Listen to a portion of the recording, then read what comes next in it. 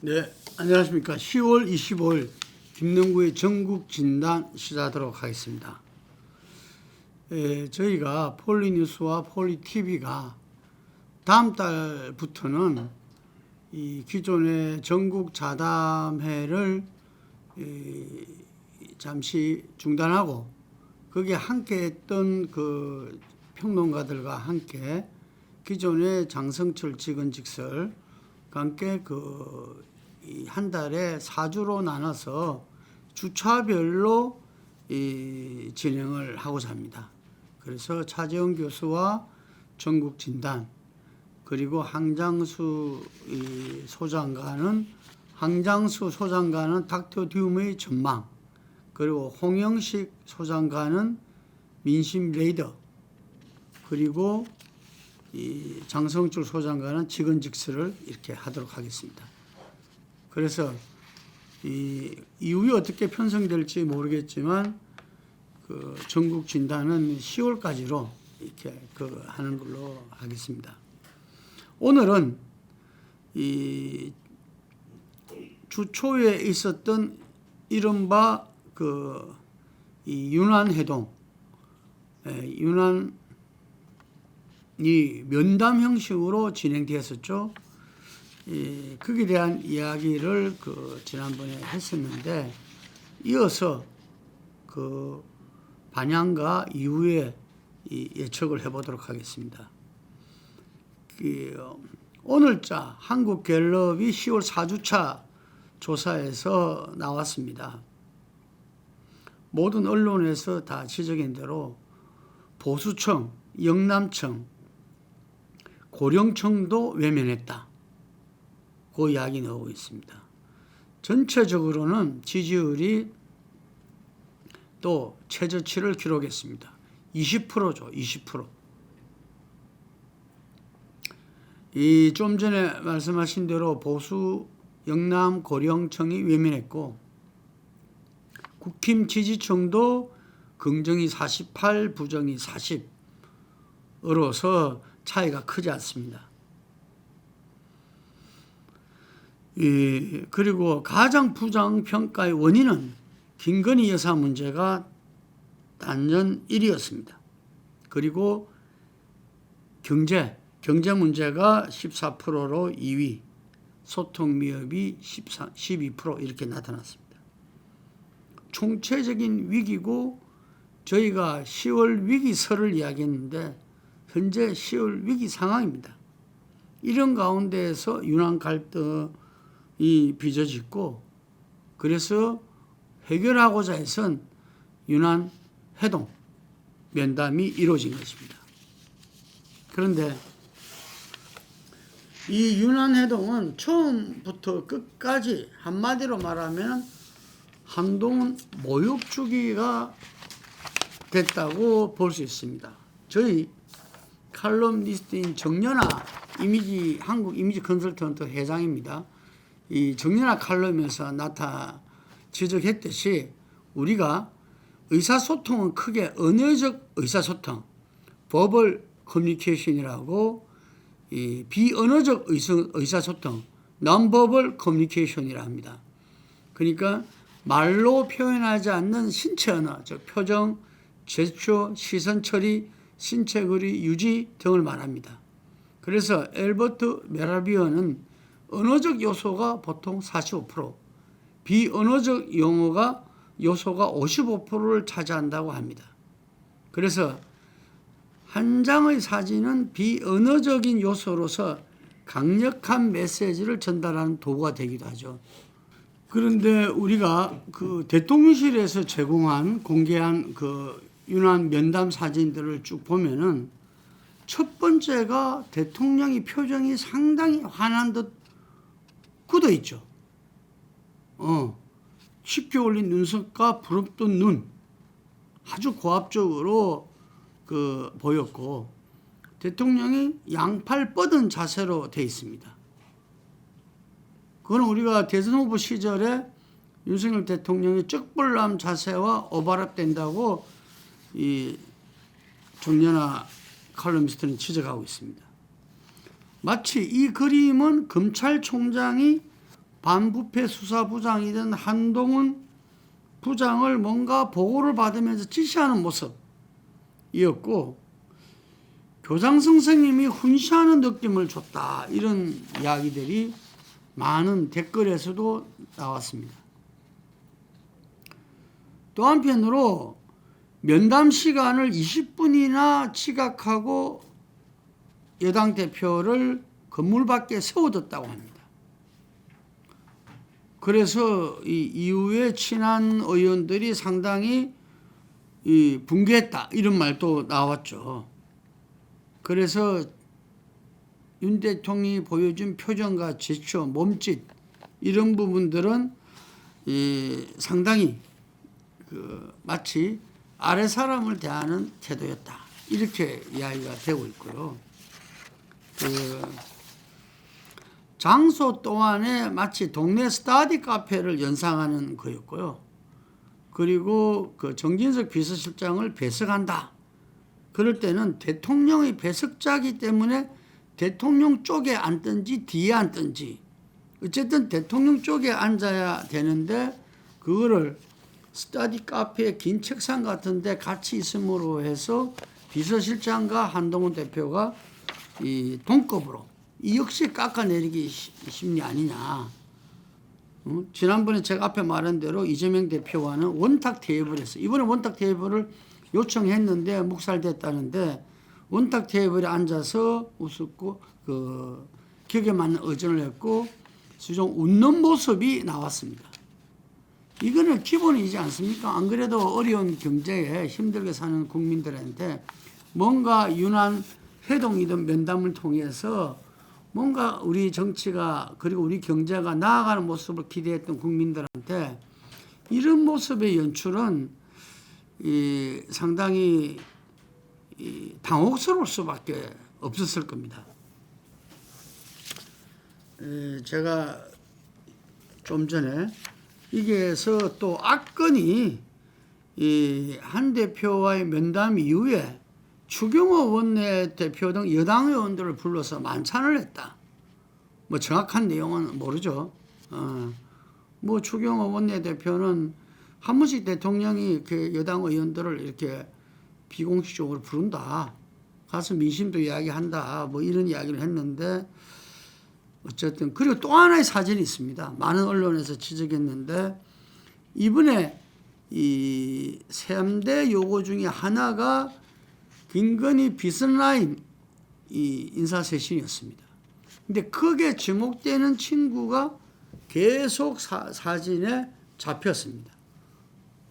뭐 걸어가는 사진 속에서 한동훈, 윤석열 저 뒤편에 잡힌다든지, 앉아있는 이 면담을 진행하는 가운데서 저쪽 뒤에서 왼쪽 뒤 사진이 잡힌다든지, 이런 거는 좀 의도적 연출이지 않느냐, 이렇게 생각이 들거든요.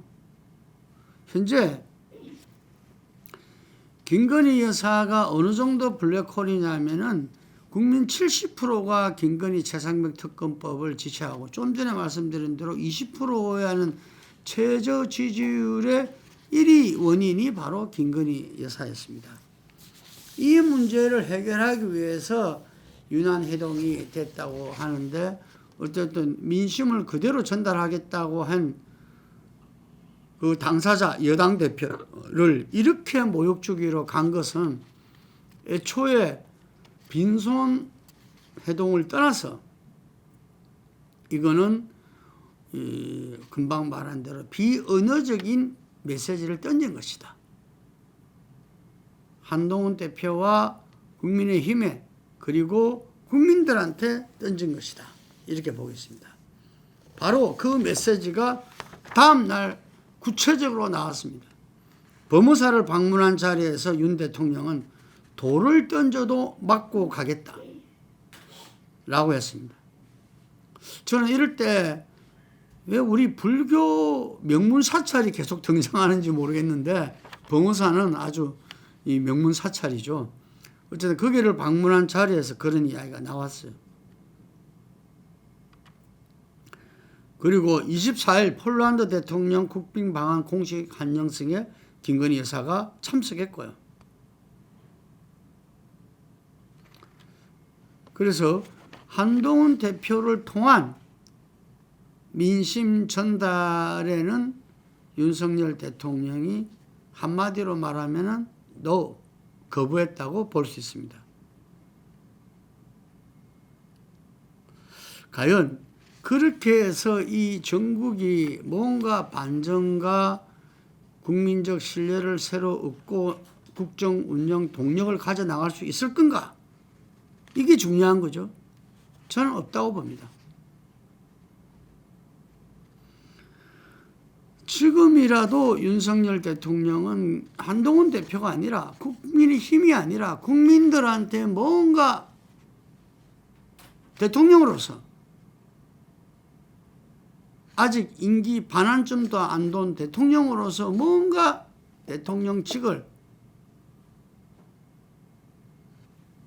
열심히 성실히 힘있게 수행하겠다는 의지를 표출해야 됩니다.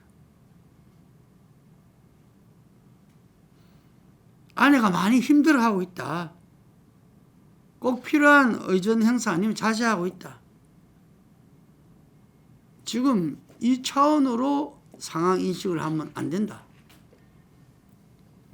지금 지식 정보화 사회이기 때문에 국민들이 몰라서 70%나 김건희 특검법을 지지하는 게 아니라는 사실을 정확하게 알아야 됩니다. 한동훈 대표, 비서실장 그 누구보다도 정확하게 아는 것이 바로 국민들이다. 그 국민들이 그렇게 지금 대통령한테 이야기하고 있는 겁니다. 이 문제를 김건희 의혹 문제를 해결하라고 이야기하겠습니다. 저희도 여러 차례 이야기했지만 첫 출발은 특별감찰관이라고 봅니다. 그런데 이 특별감찰관을 그날 이 제가 말한 빈손 유난 해동의 악건이었던 추경호 대표를 만찬에 불렀지 않았습니까? 그렇게 망신주기하고 보내고 나서 그 추경호 대표가 이 특별감찰관 문제는 의총에서 정해질 문제고 의총의 책임자는 원내대표다. 이렇게 해서 한동훈 대표가 당대표는 원내외 당무를 총괄하게 돼 있다. 마치 서로 권한분쟁 쟁의심판으로 헌법재판소에 가야 되나 할 정도로 그걸 하고 있습니다. 이런 코미디가 없지 않습니까? 저는 특별감찰관 문제라도 우리가 뭐든지 협상을 하면은 모두가 아니더라도 그 절반 정도는 이 억셉을 해야 그 협상을 요청한 사람, 이번에 요청한 사람이 국민이잖아요. 어쩔 수 없이 그걸 대변한 게 한동훈 대표고요. 그걸 저는 받아들이는 게 맞다고 봅니다. 그래서 특별감찰관 문제를 의총에서 표백을 어쩌고 저쩌고 뭐 언론 기사들이 나오는데 이거는 어느 도달 말도 안 되는 이야기입니다.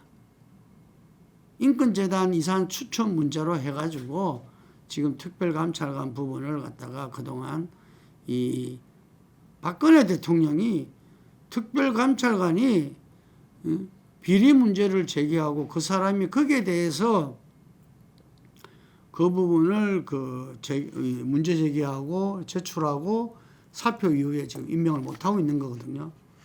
그래서 이나마도 속히 하셔야 된다 이렇게 봅니다. 근데 지금 여기서 드러난 문제가 윤석열 대통령은 금방 이야기한 대로 김건희 리스크 결단에 나서야 된다. 그래서 그 출발을 특별감찰관 임명부터 신속하게 해라. 이런 이야기를 하고 있습니다.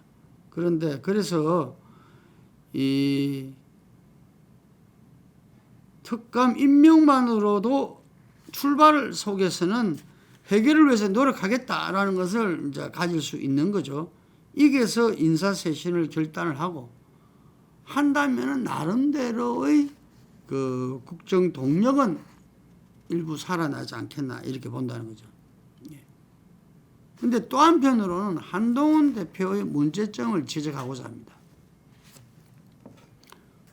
제가 듣기로는 대통령실에서 금방 이야기한 대로 모든 부분에서 사실 집권 여당에 대해서 말도 안 되는 어떤 의존을 갖다가 실시했습니다. 그런데 그 이후에 본인들이 하는 이야기가 그런 부분들에 대해서 한동훈 대표가 뭐라도 불만을 이야기하고 어째 말하면 처음부터 갔을 때 배석은 양해했지만 그 배석을 그런 구도로 하는 부분에 대해서는 가감하게 그 자리를 일어섰어야 됐다는 말들도 있습니다. 끝나고 나서라도 한동훈 대표가 기자들한테 이러저러한 문제점과 이런 부분들을 강력하게 제기했어야 됐지 않나 라는 이야기가 대통령실에서 나왔다는 걸 보고 저는 상당히 당혹했습니다. 자기들이 그렇게 만들어 놓고 그 부분에 대해서 제대로 문제 제기하고 항의하지 않는다고 또 비하하는 뉘앙스로 이야기를 했다고 하니 이 뭐냐?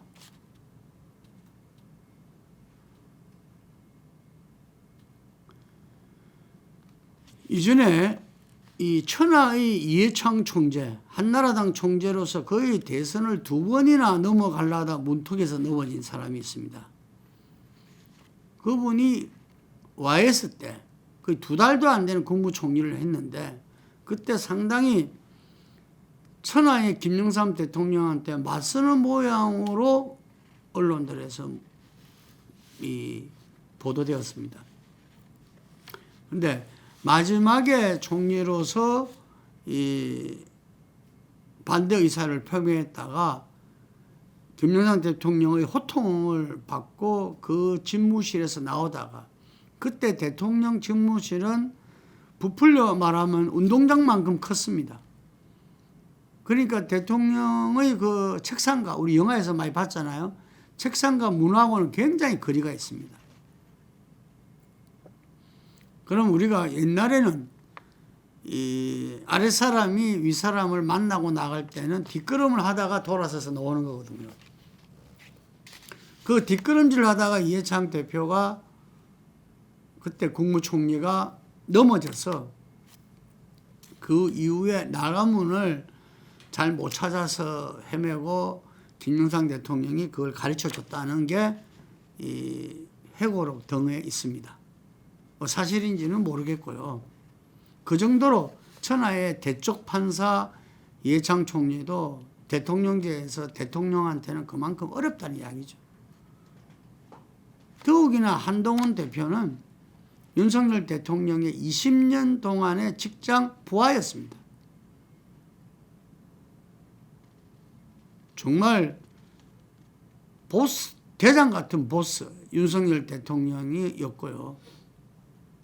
그러다 보니까 서로 대화 나눌 때도 그게 몸에 익은 줄 모르겠습니다. 그렇지만 이제 본인은 집권 여당의 대표로서 본인들이 늘 이야기한 대로 당신 민심 63%의 지지를 받은 또 한편으로 국정운전자의 책임자입니다.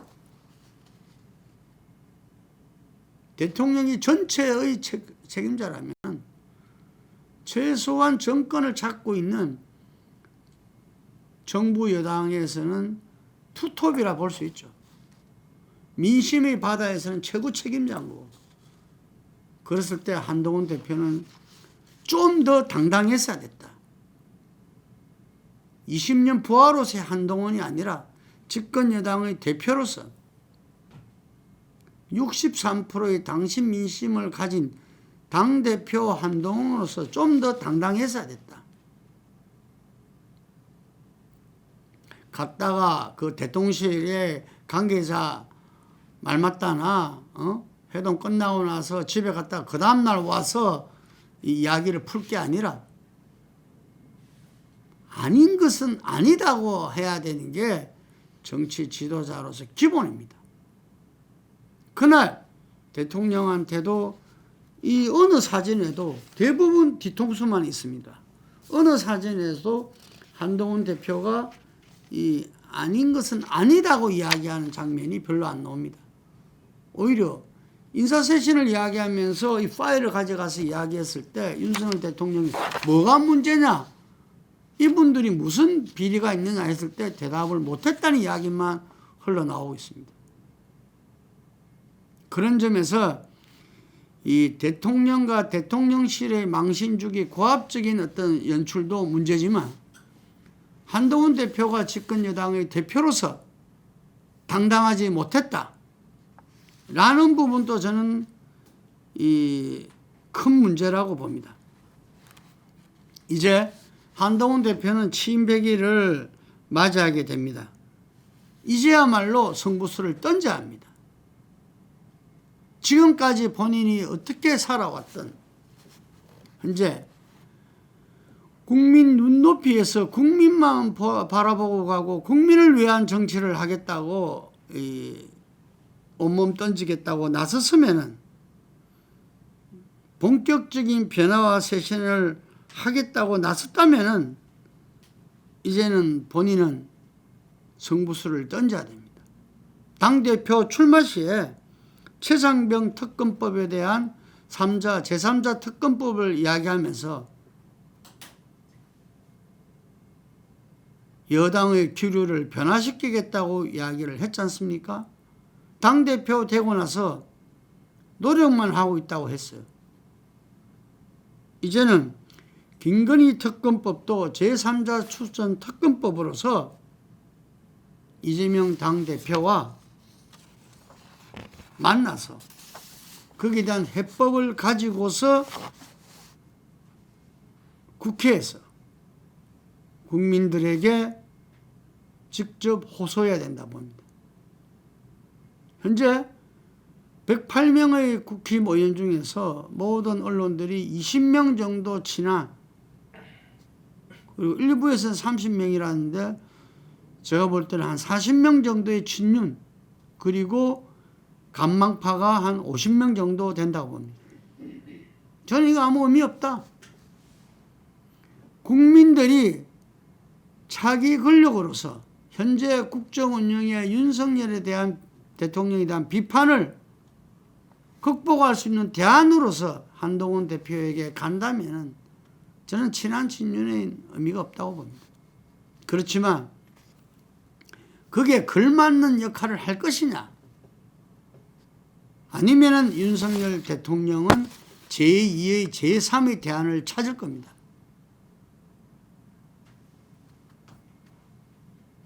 여당에도 인물들이 있습니다. 오세훈 서울시장, 홍준표 대구시장, 다 대선 도전, 국회의원, 단체장, 영선이 대통령 후보들이 아닙니다.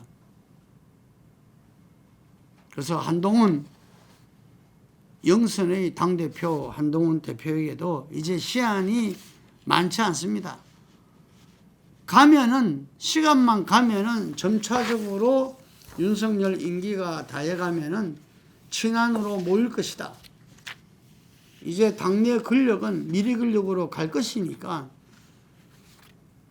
버티기다, 이렇게 생각해서는 안 됩니다.